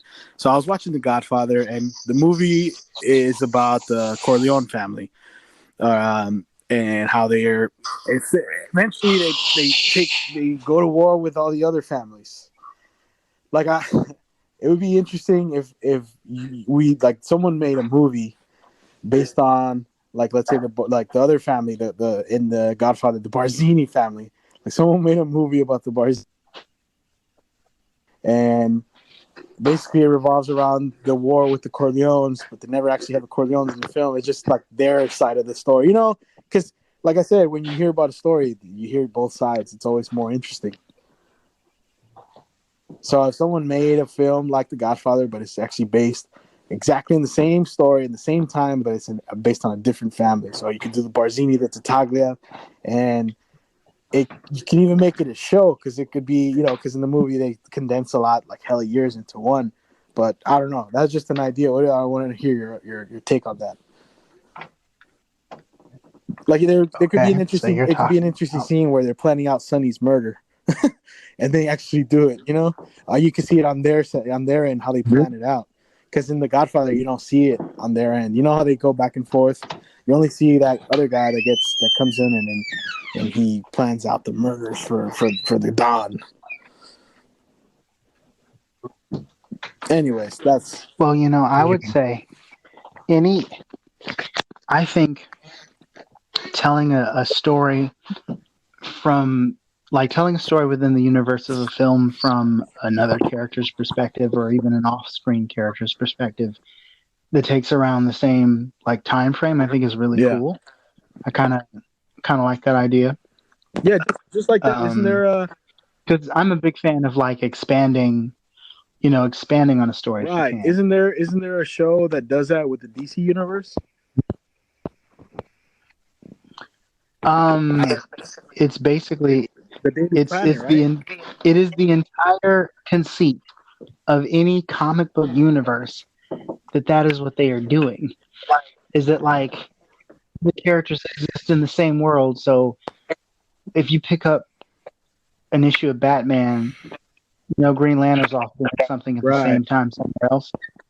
Basically, that issue of Green Lantern, and they may even mention each other. They may even cross over or deal with villains that the others, and they do that in not just the comics but in the shows too. No, I know, but I'm talking about there's an actual show that does that. There's a TV show where it's based on. It's the whole Arrowverse thing does that basically. I could have sworn it was its own thing though. It was a show that did that, like a TV show that did that, where they're I believe they're journalists who work for the Daily Planet. Oh, Yeah. Oh, I see what you're saying. They were like an insurance company or something like that. Yeah, Actually, something. the idea they were the people They who had went like a around. suspicion that one of their that Superman worked with him or something like that. You know what I'm talking about? No. The idea was that you live in a world where superheroes battle villains all the time, and chunks of skyscraper fall on people's cars. So who gets insured Oh, for I that? see. You know what I mean? Okay, that's. We're the company that insures you for that type of stuff. It was something along the lines of that. I like that kind of stuff. Like, just like I mentioned earlier with The Godfather. I was watching The Godfather. I think it'd be an interesting. I don't think I've ever. Yeah, I don't know. It would be risky doing it. Anything like we talked about earlier in the other episode, the one we just put out. Anytime you fuck with something that's already a cult classic and it's part of the culture, it's kind of risky. But if you did it, that's the way I would see it. That's the one way I could see it being safe, because you're not necessarily, I don't know, it does affect it when you kind of normalize a villain, you make it like, that's what I didn't like about the Rob Zombie films, even though I appreciate they gave Michael Myers a backstory, but I liked when he was just a shape. He had no fucking, he was just a guy who was killing and you don't know why. And they mentioned he fucking ate a dog in the beginning of the film. Like, oh god, this guy's fucking crazy. That's something I didn't catch until I watched it again as an adult. That he fucking ate a dog when he went back to his house. Do you guys ever watch that? Yeah, I saw the original. Yeah, no, yeah. I mean, but did you catch that part? That's one thing I didn't catch until I was an adult. No, I don't think I realized that he. Yeah, there's that. That's. Yeah, that was one of the things that when Dr. Loomis is talking to the sheriff and he goes to they go to his house to see if he had stopped by, and they actually find that he fucking ate a dog. And it's like, well, oh shit, I thought he was just stabby, like. Now your idea about looking at a different mafia family that from their side that occurs during the time of Corleone. Godfather, right? The time frame. I would. You remember the DC show you were just talking about, the one that's talking about the insurance agency and all that? I think that's a little bit of a slightly different take on expanding the world. Actually, is more the eyes of someone that isn't even involved in the conflict, more of someone who's like outside looking in. See.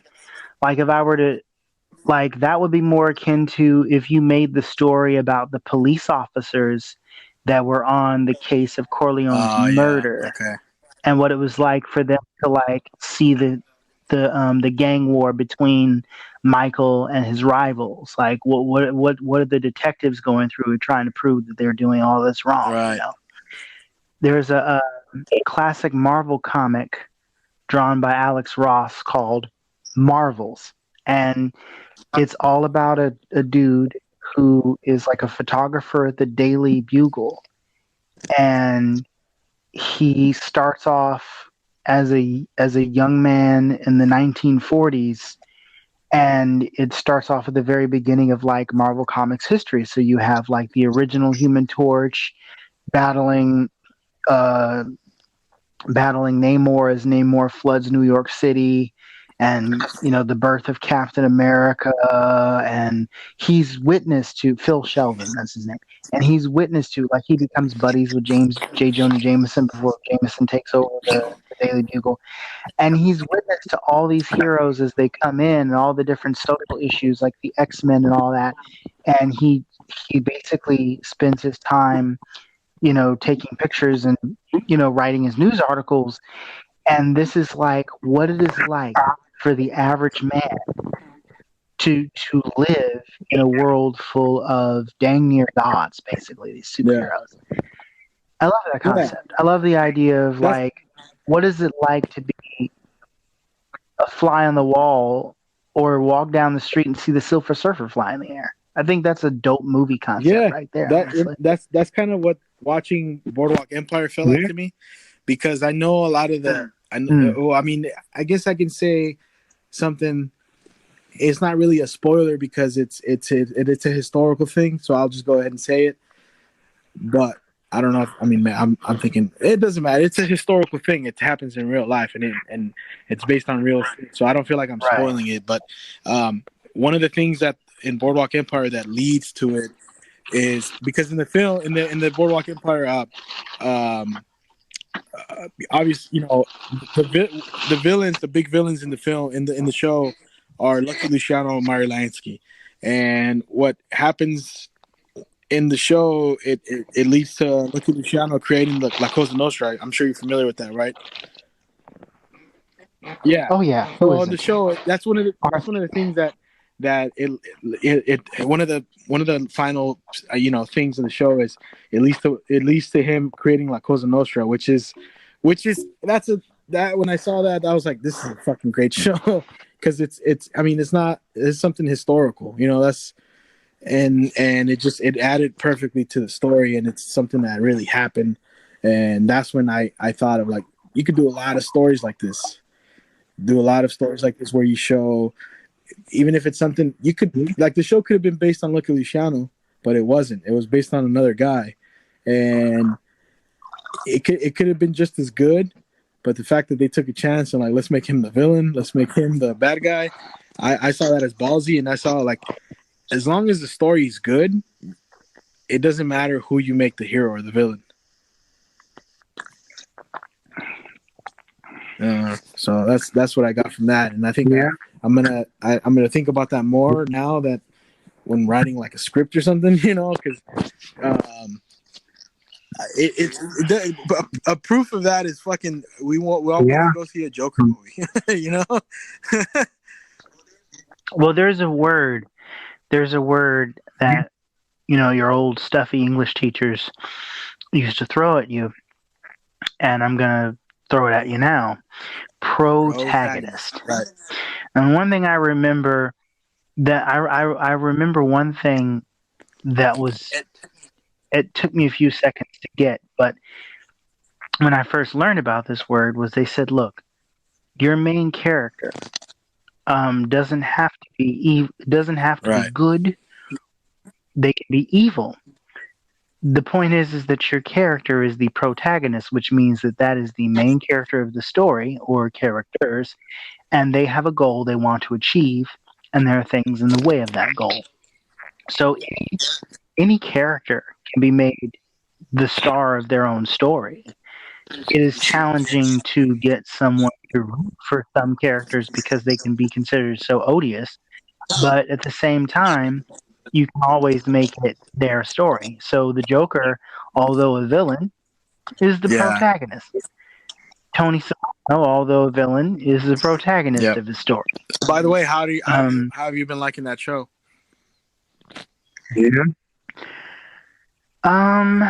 I've really enjoyed it so far. I'm still on episode 5, season 1. I'm holding back on watching it. Yeah, I think that was. I want to ask you something about it before I watch it, but I'll let you watch some more episodes before I fucking dig into it, because that's one of my next ones.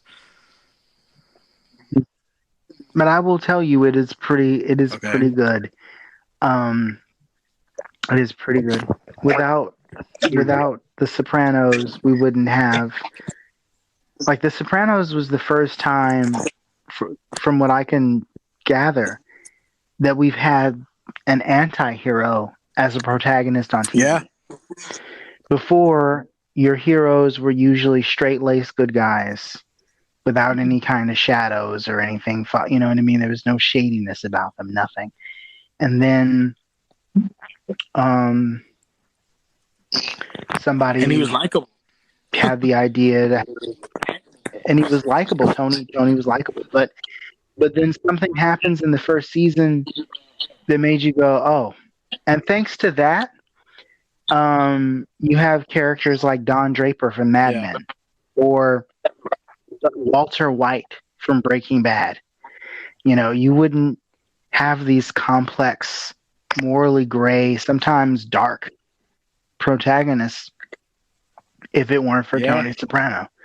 And I can see it now watching through it. I'm like, oh, okay, I can see how this, you know what I mean? But this is probably the first time they asked America to root for a psychopath. For a mob, because I you know what I find interesting watching, man? I like watching, I just actually watched it the other day. It was an interview with Joe Bonanno, who's one of the big mob bosses in the 60s and the 70s, and then the fucking as early as the 30s. And the whole interview was basically just, I mean, you know, the mob was like, they were seen as like terror, like I guess how people see terrorists now, you know, like it just, and I don't know what it is, man. I just like watching old news specials, like the 60 Minutes from you know those old ones from way back in the days, and it's interesting what was demonized, and like the mob was demonized back then, and it's something interesting about watching that. And then,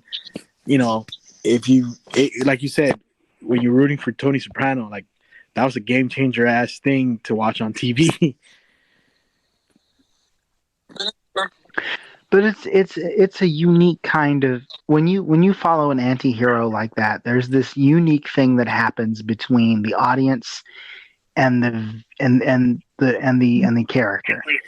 And basically, if you play it a certain way, you root for the character, but at the same time you start to kind of like, you know, either get disgusted at yourself for rooting for this character, or you start to like watch for the character's downfall because they become so awful. Yeah, I agree. You know what I mean? Like it's an interesting way to play with the audience and expectations, and you can even punish the audience for falling in love with deviousness. So it's there's a lot to be said about these kinds of shows. They're not so clear. Now, I'm not going to say that there aren't people at home who are rooting for Tony no matter how horrible he is. There's psychopaths watch TV too. Other mobsters watch TV too. And they probably go, oh, Tony reminds me of my uncle from Jersey. How you doing in Jersey? He did the right thing there. Wish Tony was my mob boss. He knows what he's doing. But no, and you know what? That's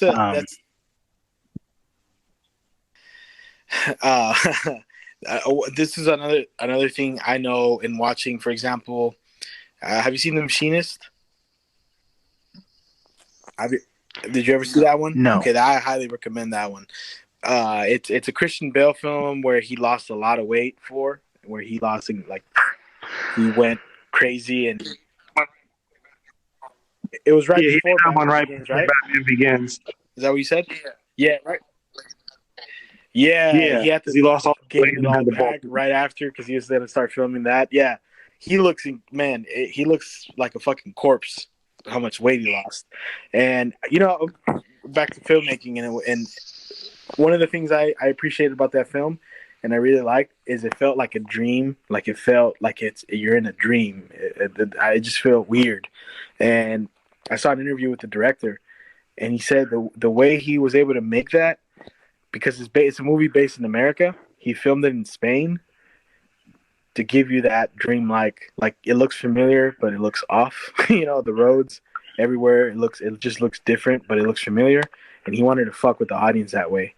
And I thought that was genius because I would remember I wonder what I remember thinking. Where was this film? Like, what was this film? Because it looks like America, but not quite. you know. But what I was going to say is one of the things that happened while watching that film is you can tell, without spoiling it for you guys, you can tell like who the bad guy is, and somehow you kind of want him to get away with it. Like, you're not that you want him to get away with it, but you as an audience member are like, oh, come on, let's see if you can get away with it, and it adds to the suspense, which I don't know. I felt that with a couple of movies where the guy, like that happened with another Christian Bale film, American Psycho. He's the bad guy, but you're kind of like not hoping, but in a way, yeah. You put yourself in his shoes because you really get inside his head, and you kind of hope he gets away with that shit. Or is that just me? Yeah. No, I definitely get it, but we should definitely wrap things up. We've been going for about 2 hours now. You guys got any closing thoughts? I enjoy this. I think we're gonna get better at this pandemic episodes as time goes. We get more used to it. Hopefully, we'll get Gaspar on eventually. Yeah, we'll get Gaspar on the quarantine's lifted. If he could decide to come back. All right. Outside. Are you crazy? We couldn't get Gaspar to come to work before all this started. You want him to come to work after it's over? Come on, man. Good point. Anyways, I think we'll have Gaspar back. We joke a lot, but I don't know what it is. I'm gonna ask him if he really wants to come back on and do a few episodes, update his iOS. We got to get a clear answer. We got to get a clear answer from him. Honestly, I feel like we get Bono from U2 or Jay-Z and Beyonce on this podcast before we get Gaspar. Oh, Jesus Christ. We're going to find the cure of coronavirus before we fucking get Gaspar on, dude. That's actually something. Matter of fact, I'm about to email Sean right now.